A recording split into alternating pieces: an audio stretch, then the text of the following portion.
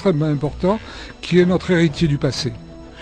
Jacques Donabédian, une église arménienne disparaît dans l'indifférence générale? Oui, effectivement, c'est triste chaque fois que une église est détruite, chaque fois que des monuments sont détruits, comme ça a été le cas pour les Khachkar du Nakhichevan ou pour tous les vestiges qui sont autour d'Ani.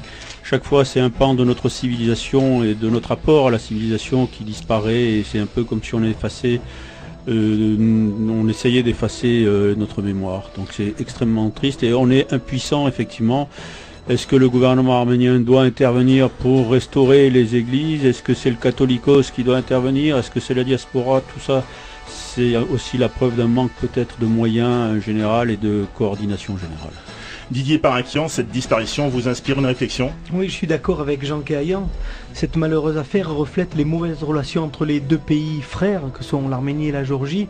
Et je pense que la Géorgie qui a opté pour l'axe Washington-Ankara via l'OTAN, et l'Arménie est restée l'allié fidèle de la Russie, ennemi de la Géorgie. Alors moi je pense, à mon avis, c'est que les joyaux inestimables des patrimoines de chaque peuple doivent être préservés coûte que coûte, et je pense que nous devons alerter l'opinion internationale, l'UNESCO et toutes les organisations mondiales de sauvegarde des patrimoines afin que de tels actes ne puissent se réaliser une nouvelle fois. Annie Laurent, auteur de l'ouvrage Les chrétiens d'Orient vont-ils disparaître, spécialiste des relations interreligieuses et des églises orientales, est au téléphone. Bonjour Annie Laurent. Bonjour. Annie Laurent, comment les Arméniens de Géorgie peuvent-ils vivre leur foi dans ces conditions? Peuvent-ils croire à leur avenir dans un environnement aussi difficile? Qu'en pensez-vous? Alors d'abord, il faut une petite précision, je ne suis pas spécialiste... Alors vous n'êtes pas spécialiste, oui, vous êtes spécialiste du Liban. Oui. Non, pas seulement du Liban, non, des églises d'Orient. Des églises d'Orient, absolument. Mais de l'Orient arabe et turc et un peu iranien. Donc voilà, le Caucase, malheureusement, je ne le connais pas, bien que je rêve d'aller un jour en Arménie, c'est sûr. Mais disons qu'on peut situer les choses dans un contexte plus général, plus global. Oui. Les relations les situations sont de plus en plus difficiles. On le sait bien pour tous les chrétiens d'Orient, hein, on a vu ce qui s'est passé pour les Coptes en Égypte tout récemment, et partout, les Arméniens de tous les pays du Proche-Orient sont concernés aussi par cette dégradation incessante de leur situation. C'est leur avenir qui est menacé, comme pour tous les autres chrétiens. Moi, personnellement, je connais très bien les Arméniens du Liban, et j'ai toujours beaucoup admiré la façon avec laquelle ils se sont intégrés dans ce pays. Mais il faut dire que ce pays aussi leur permettait de s'intégrer. Ce qu'il y a d'extraordinaire au Liban, c'est que les Arméniens ont pu rester arméniens avec leur identité, leur culture, leur tradition, etc., tout en étant pleinement libanais et tout en participant aussi aux affaires de l'État, au gouvernement, au Parlement, etc. Alors si ce pays disparaissait ou si la présence chrétienne diminuait par trop, eh bien, ça aurait forcément des conséquences aussi pour les Arméniens du Liban. Mais aujourd'hui, ce qui me frappe, moi, dans ces pays, et ce qui entretient mon espérance, d'ailleurs, comme le dit le sous-titre de mon livre, c'est qu'on essaie de compenser la diminution numérique par une amélioration de la qualité. Je parle de la qualité de la foi et de l'engagement des églises. Je ne veux pas dire qu'avant ce n'était pas le cas, mais je note tout de même beaucoup d'efforts qui sont faits pour faire en sorte que les chrétiens soient chrétiens d'une manière très, beaucoup plus spirituelle et moins sociologique que ça a pu être le cas auparavant. Et si c'était d'ailleurs sociologique, c'était aussi à cause de l'islam, de l'islam politique, je veux dire.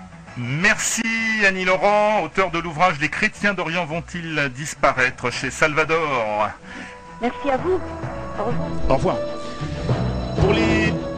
Pour les uns, c'est un odieux renoncement à la reconnaissance préalable du génocide. Pour les autres, c'est une opportunité à saisir pour soulager l'économie de la République d'Arménie et parvenir à terme à la reconnaissance par Ankara du fait historique de 1915. Rendons-nous tout de suite sur Ararat TV afin d'écouter la position du Premier ministre arménien, M. Tigran Saksian. Bien sûr, il reste encore de nombreuses questions qui demeurent sans réponse à ce jour. Et pour parvenir à un accord complet et satisfaisant, le chemin est encore long. Nous savons que cette feuille de route ne sera pas facile avec la Turquie. Mais comme l'a déclaré le président de la République d'Arménie, le temps est venu de régler les questions les plus épineuses. Le gouvernement arménien, de son côté, est ouvert au dialogue. Nous observons de près les évolutions démocratiques en Turquie et nous constatons dans les cercles intellectuels qu'il y a des Turcs qui reconnaissent les faits et que ce nombre est de plus en plus important. Il est naturel que l'assimilation des valeurs démocratiques par l'opinion publique turque tende à accroître ce phénomène de reconnaissance qui devient à mes yeux inéluctable. Tôt ou tard, un peuple évolué ne peut pas refuser la réalité historique. Tôt ou tard, dit Tigran Sargsyan, un peuple évolué ne peut pas refuser la réalité historique. Alors messieurs, je vous pose la question, le gouvernement arménien a-t-il raison de penser qu'en établissant des relations avec la Turquie, on accélérera le processus de reconnaissance du génocide? Jean Kéhayan. Oui, bien sûr. Je suis depuis plus de 15 ans partisan de cette démarche et je crois avec mon ami Hrant Dink que, en effet, il n'y a que la démocratisation qui peut nous aider à sortir de l'impasse. Didier Aparakian a organisé il y a 2 mois une réunion que je peux considérer comme historique pour parler de ces problèmes. Et je crois que les problèmes avancent, la solution avance tout doucement parce que nous prenons conscience que malgré tous les griefs que nous puissions avoir de façon réelle avec le gouvernement turc, font qu'aujourd'hui, nous avons conscience, nous qui vivons dans une société démocratique, que plus nous avancerons sur la démocratisation de la Turquie, et plus le problème du génocide avancera, parce que l'histoire est en train de prouver que un peuple qui a un cadavre sous son tapis ne peut pas être un peuple libre, ne peut pas être un peuple qui avance, et un peuple qui puisse donner des solutions pour l'avenir.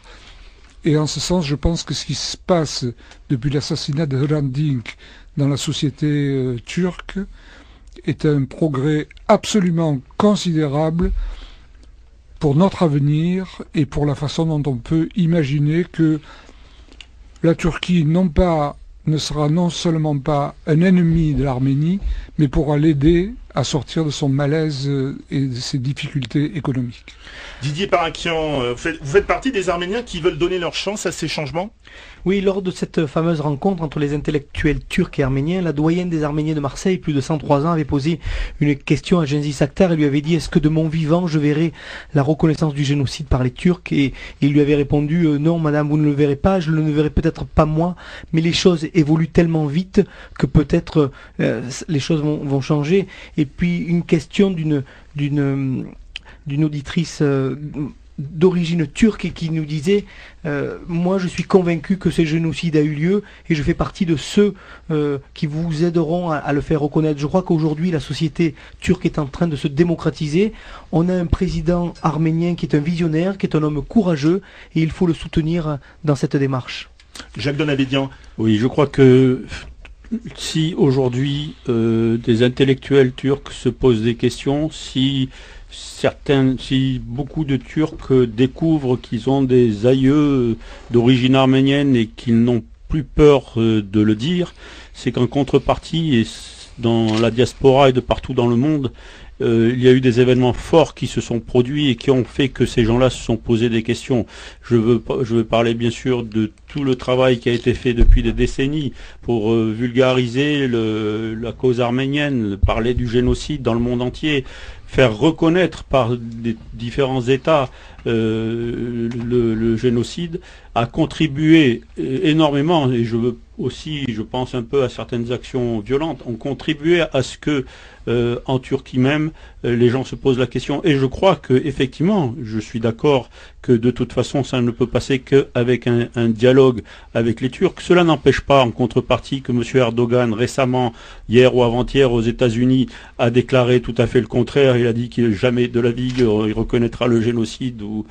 Bon, c'est un tout. Nous devons continuer à nous battre. Nous devons continuer, nous, de notre côté, à persévérer pour qu'en France, on obtienne une loi qui pénalise le négationnisme. Il y a des preuves, il y a des comment on appelle, des faits qui très récents encore, et non pas de la part des Turcs, mais par des Français.